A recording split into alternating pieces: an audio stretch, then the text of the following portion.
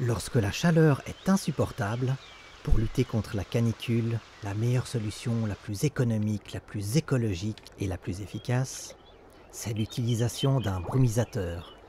Mais encore faut-il choisir un modèle approprié et efficace. C'est l'évaporation des micro-gouttelettes vaporisées sur la peau par le brumisateur qui passe de l'état liquide à l'état gazeux, qui absorbent les calories et qui font ainsi baisser très efficacement la température du corps. Au plus les gouttelettes appliquées sur la peau sont fines, au plus l'efficacité de rafraîchissement est élevée.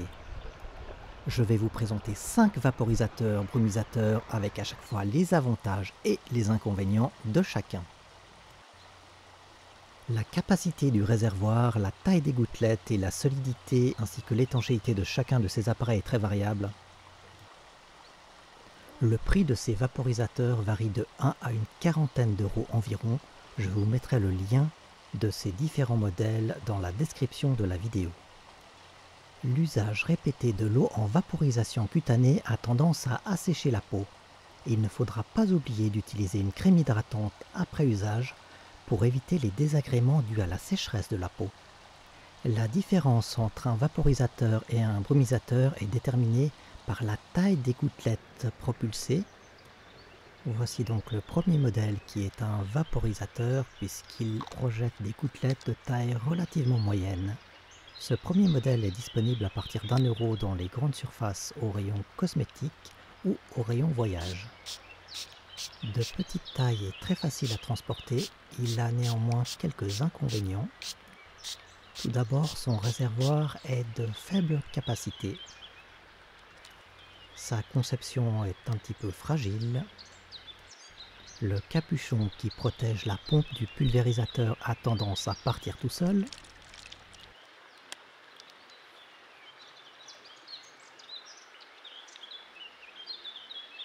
On peut pulvériser uniquement à la verticale et orienter vers le haut.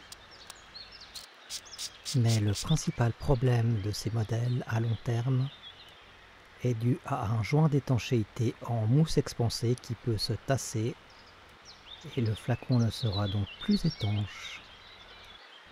Ce modèle ne possède pas de filtre à particules. Il faudra utiliser donc de l'eau exempte de toute particule en suspension pour ne pas risquer de boucher la pompe.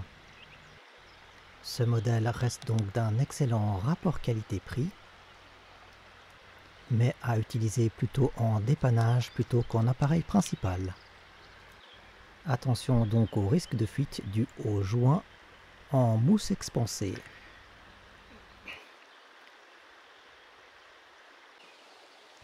Ce deuxième modèle, équipé d'une pompe à piston et d'un look absolument incroyable, est-il réellement efficace? On va le voir tout de suite. Un ingénieux système permet d'injecter de l'air sous pression avec le piston, ce qui permet d'avoir le récipient sous pression. Il suffit ensuite d'appuyer sur le bouton pour faire sortir l'eau sous pression. Le jet de pulvérisation est quand même fin et puissant et l'appareil agréable à utiliser. Au niveau du plastique, certaines parties sont collées l'une à l'autre, ce qui pose un problème de solidité. D'une manière générale, toutes les parties en plastique sont cassantes si on les laisse tomber. Le plastique est donc de mauvaise qualité. L'appareil est difficile à dévisser pour le remplir lorsque l'on a les mains mouillées ou lorsque l'on a de la crème solaire sur les mains par exemple. À l'intérieur, l'eau est acheminée vers l'extérieur par un petit tube en silicone muni d'un filtre à particules. Autre problème, un joint d'étanchéité à peine posé et qui ne tient pas correctement en place.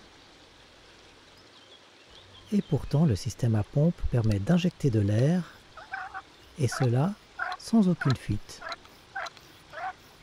La pompe fait un bruit pas très agréable pour les oreilles sensibles. Ce vaporisateur est muni d'une dragonne qui, elle aussi, pose problème puisque les brins se défont très facilement. En conclusion, c'est un gadget fragile qui fonctionne mais que je ne recommande pas spécialement.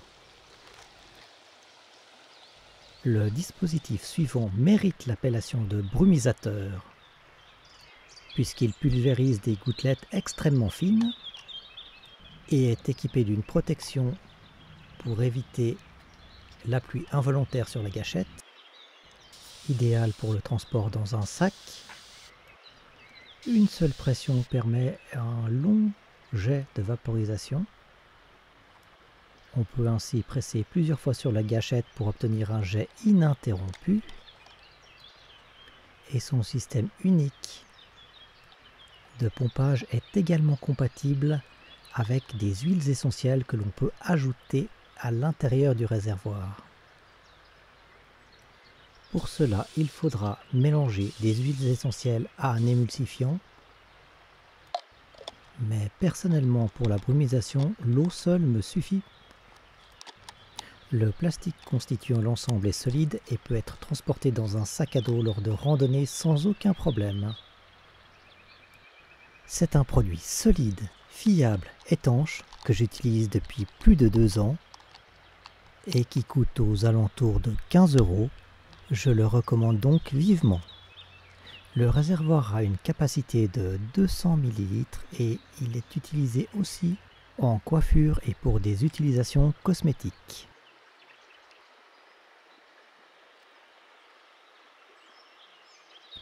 Le modèle suivant est bien connu des amateurs de jardin et de plantes vertes puisqu'il s'agit d'un vaporisateur spécial plante et ici un modèle particulier spécial orchidée avec à l'intérieur un tube en silicone et au bout un filtre à particules spécialement lesté qui permet de se déplacer librement à l'intérieur de la bouteille et ainsi de se positionner toujours à un endroit où il y a de l'eau pour faire fonctionner le système quelle que soit sa position. Un joint en élastomère assure une étanchéité parfaite. Avantage de ce dispositif, en dévissant la partie métallique située en bout du pulvérisateur, on peut régler ainsi le jet et obtenir des gouttelettes soit très fines, soit plus grosses, ou alors même un jet droit. Extrêmement pratique, très résistant et peu onéreux puisqu'on le trouve aux alentours de 12 €. Pas très pratique en déplacement pour mettre dans le sac à dos, mais absolument idéal à la maison. Il faudra bien entendu éviter de laisser l'eau stagner et de le vider soigneusement ainsi que de le laisser sécher si on ne l'utilise pas pendant une longue période. Principal intérêt, utilisable dans toutes les directions, solide, jet réglable et excellent rapport qualité-prix. Brumisation extra fine et réservoir de 500 ml.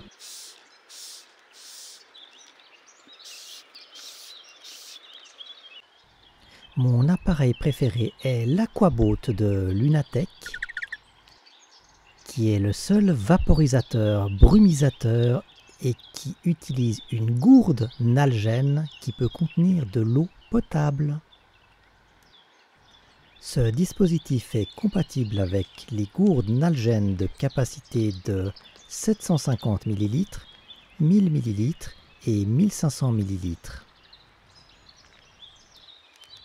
Ce produit a un tel succès qu'il est constamment en rupture de stock en période estivale. Je l'utilise depuis plus de 3 ans lors de mes randonnées. Il est toujours présent dans mon sac à dos pour m'hydrater, me rafraîchir et même me doucher. Le jet droit peut atteindre une distance incroyable de 7,60 m.